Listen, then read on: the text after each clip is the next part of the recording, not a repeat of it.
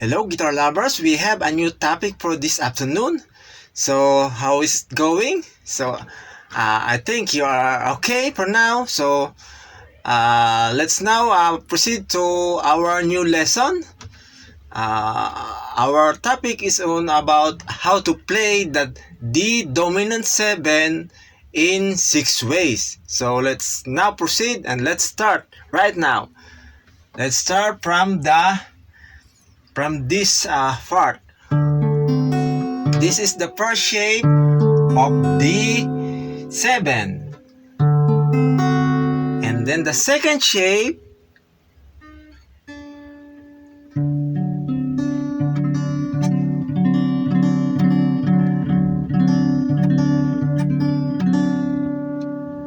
sixth string, and then the first string not including to this shape.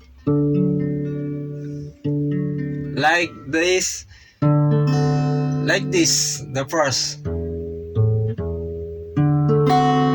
So let's now proceed to the third shape.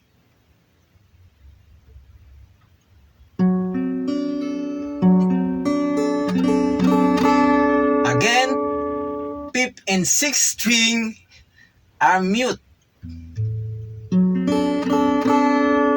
And we now move on to the fifth fret. We are using a bar shape.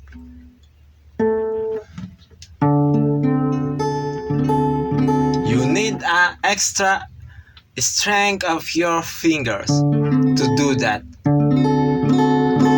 This is the fourth shape, and we now move to the fifth shape. Almost a bar chord. And then the 10th fret. We are now moved to the 10th fret of our guitar. This is a bar chord. So just be patient. So if you missed this video, you can repeat it again. Okay? Don't forget to like and share and follow. Okay? Thank you for watching.